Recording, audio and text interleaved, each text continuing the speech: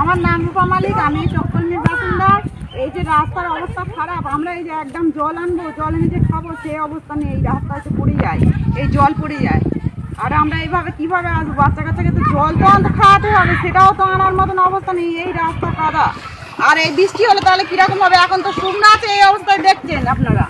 বৃষ্টি হলে তাহলে কি অবস্থা হবে? এই অবস্থায় যে আমরা যে একদম জল আনবো, কি বাচ্চা কাচ্চাকে স্কুলে নিয়ে যাবো, বই পড়তে নিয়ে যেতে হয়, কতবার করে আমাদের এই রাস্তায় দাঁড়াতে হয় সারাদিনে। তাহলে এই যে অবস্থা, এখনো পর্যন্ত কোনো মানে রাস্তার নেই। আর এই বোর্ড মারা হয়ে গেছে, রাস্তা 7 মাস ধরে কাজ হচ্ছে, কিন্তু আজও পর্যন্ত কোনো কাজই হয়নি।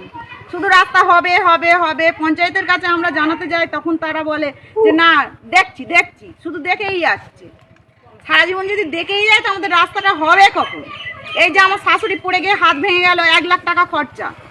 আমরা গরিব মানুষ কিভাবে এই সবগুলো করবো? আমাদের রাস্তাটা হওয়া দরকার, আমরা রাস্তা চাই, রাস্তা চাই আমাদের এই রাস্তাটা বড় রাস্তা, আমার ঘুঘুর কালবেট থেকে বড় কাচারি পর্যন্ত অত্যন্ত খারাপ।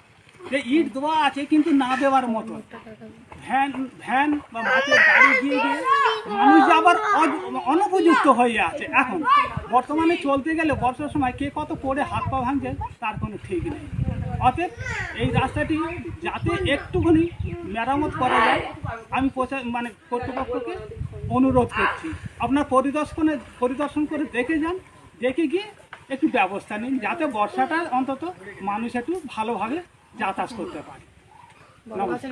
আমার নাম সাধনা মালিক। এই রাস্তার অবস্থা, রাস্তা দিয়ে যেতে যেতে এমনই যে অবস্থা, রাস্তা কাদা, পড়ে গিয়ে হাত ভেঙে গেছে। আর ওই রাস্তা দিয়ে সব তো যা আসা হচ্ছে, কোনোদিন কেউ কিছু মানে সরকাররা কেউ কিছুই করেনি। এই হচ্ছে বক্তব্য আমার। আমার বাড়ি চক্কলমি, পুকুর পাড়, বড় কাচারি, চক্কলমি বড় কাচারি। মন্দির আছে বিরাট একটা, সেখানে তো লোকজন সব পড়ে হড়ে কি অবস্থায় না যাচ্ছে। রাস্তাটা যেন যেভাবে হোক, রাস্তাটা আমাদের চাই, আমাদের দাবি মানতে হবে। আমার নাম রূপসা মালিক, আমি এখানে থাকি। এই যে রাস্তার অবস্থা, আমরা দুবেলা স্কুল বই পড়তে যাই, আমরা ওখানে পড়ে যাই, পড়ে গেলে আমাদের জামা কাপড় কাদা হয়ে যায়। আর তাই জন্য আমরা প্রায় দিন স্কুল থেকে ফিরে আসি। ওই জন্য আমরা সরকারের কাছে চাই যেন এই রাস্তা হয়ে যায়। আমিও চাই যে এই রাস্তা যেন হোক। এরকম কাদা হলে আমরা স্কুলে যেতে পারি না, কামাই হয়ে যায় স্কুল, আমাদের রাস্তাঘাট অনেক কাদা হয়ে যায়, সেই জন্য আমরা স্কুল যেতে পারি না।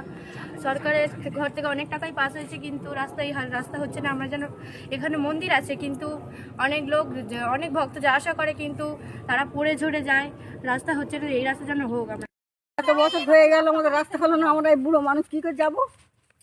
পায়ে ব্যথা, হাঁটুর ব্যথা, কি করে যাবো? আমরা পড়ে যাচ্ছি, হাত পা ভেঙে যাচ্ছে।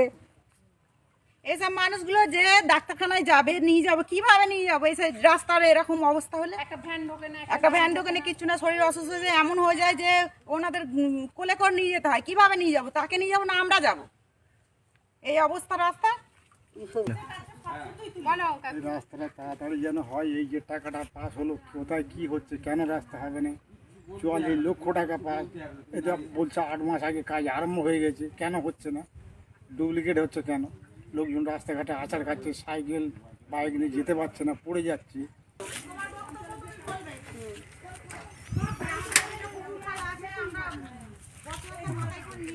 আচ্ছা, আমার নাম ধনঞ্জয় বাগ,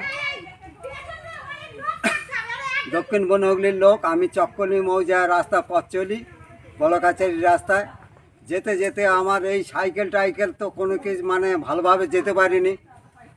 সেই সাইকেল তো পড়ে যায়, বা নিজেও পড়ে হাত পা তো হয়তো ভাঙেনি, ভাঙার মতো সেই অবস্থায় আমি এই রাস্তায় চলছি। অনেক দিন ধরে বড় কাছারির লোকেরা এসে খালি বলে রাস্তা হবে, রাস্তা হবে, কোনো দিন রাস্তা হয় না, আজ পর্যন্ত হয়নি। আপনারা এসে দেখতে পারেন, যাতে এই রাস্তা হয় সেই বন্দোবস্ত করুন।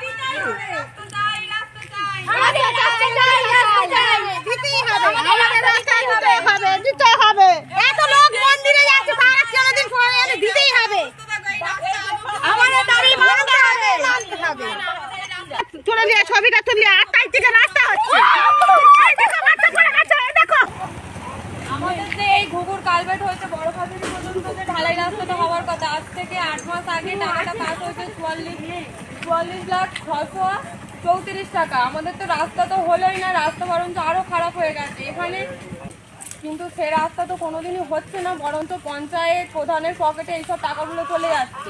তাই জন্য আমাদের দাবি মানতে হবে, আমাদের দাবি মানতে হবে।